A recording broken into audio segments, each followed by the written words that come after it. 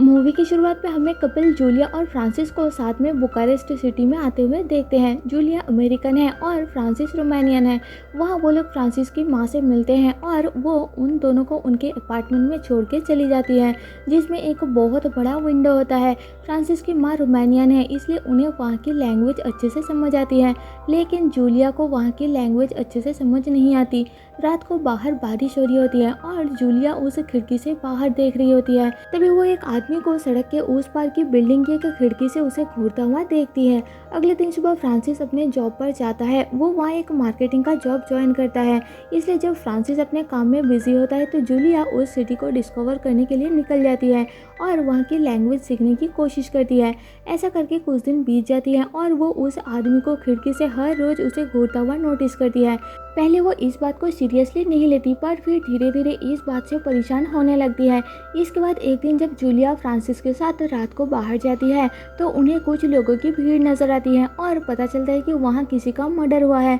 घर वापस आकर लोकल मीडिया से उन्हें पता चलता है कि द स्पाइडर नाम का कोई सीरियल किलर वहाँ की यंग लड़कियों का सिर काट के उन्हें मार रहा है।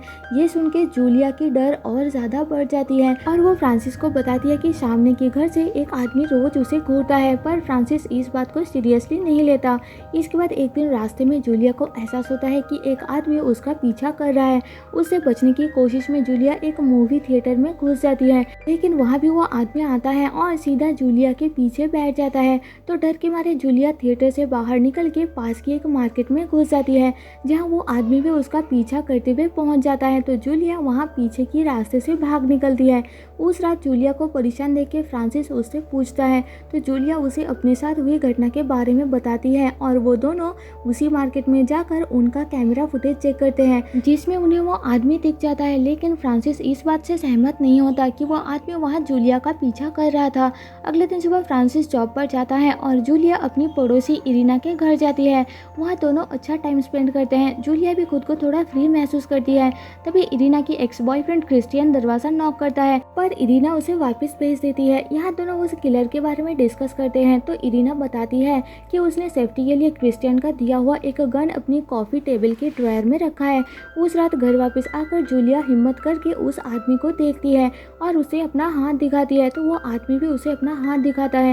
ये देख के जूलिया कंफर्म हो जाती है कि वो आदमी रोज उसी को घूरता है, तो वो और ज्यादा डर जाती है और पुलिस को कॉल करके बुलाती है, पर पुलिस को वहाँ कोई नजर नहीं आता। फ्रांसिस भी घर वापस आ जाता है और उस ऑफिसर को कन्विंस करता है सामने के घर में जाकर उस आदमी से बात करने के लिए। ऑफिसर वहां जाता है और उस आदमी से बात करके पता चलता है कि उसका नाम डैनियल है। इन सब से फ्रांसिस अब परेशान होने लगता है। उसे अभी भी ये सब नॉर्मल लगता है और उस रात जूलिया के साथ उसकी बहस हो जाती है। अगले दिन फ्रांसिस ऑफिस आता है और जूलिया बाहर दुकान में कुछ लेने के लिए जाती है। वो अपने सामने उस आदमी को पास करता हुआ देखती है और उसका पीछा करती है। पता चलता है कि वो आदमी क्लब में चौकीदार का काम करता है। क्लब के अंदर इरिना, जो कि वहाँ की डांसर है, जूलिया को देख लेती है और वो दोनों वहाँ बैठ के बातें करते हैं। जूलिया उससे उस आदमी जिसका नाम डैनियल है उसके बारे में पूछती है, पर इरिना को उसके बारे में कुछ भी पता नहीं होता। उस रात सोते टाइम जूलिया बुरा सपना देख के जाग जाती है और उसे इरिना की अपार्टमेंट से कुछ आवाज़ सुनाई देती है। तो इरिना चेक करने के लिए उसके घर जाकर जोर जोर से नॉक करती है, जिससे आसपास के सब लोग वहां आ जाते हैं। इरिना अभी भी दरवाज़ा नहीं खोलती तो मकान मालकिन अपने पास रखा दूसरा चाबी से उसका लॉक खोलती है, लेकिन उन्हें इरिना का कोई अता पता नहीं चलता। अंदर कोई नहीं होता। फ्रांसिस को लगता है कि जूलिया का ये डर बस उसकी इमेजिनेशन है, इसलिए वो जूलिया को बताता है कि वो किलर पकड़ा गया है। अगले दिन क्रिस्टियन इरिना के तलाश में आता है तो जूलिया उसे बताती है कि इरिना कभी घर नहीं लौटी। वो लोग उसे कॉल करते हैं पर वो फ़ोन नहीं उठाती। जूलिया क्रिस्टियन को अपने साथ डैनियल के घर में जाकर डैनियल का सामना करने का कहती है। क्रिस्टियन मान जाता है और वहाँ उस घर में जाकर नॉक करता है, लेकिन कोई दरवाज़ा नहीं खोलता।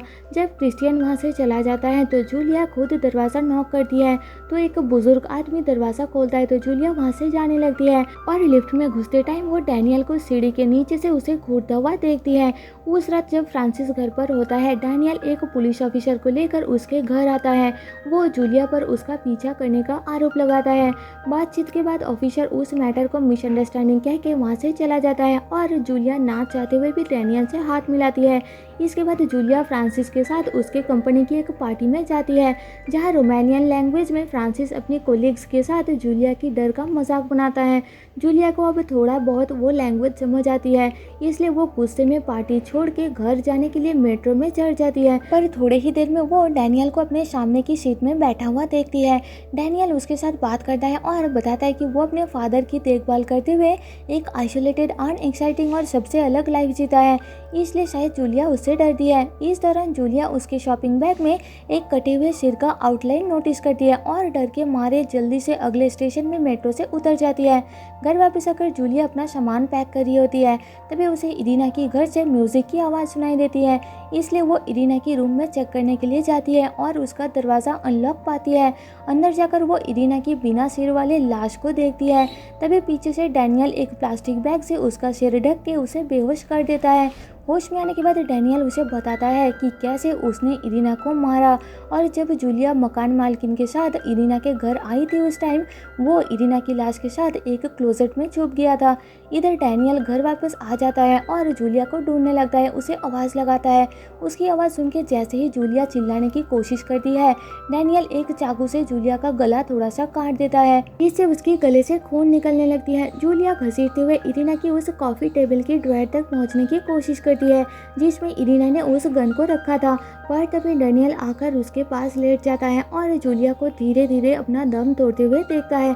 उसे लगता है कि जूलिया अब मर चुकी है, इसलिए अपना सामान लेकर वहां से निकलने लगता है। इधर फ्रांसिस जूलिया को कॉल करता है तो उसे जूलिया की फ़ोन इरीना के घर के अंदर से बजता हुआ सुनाई देता है।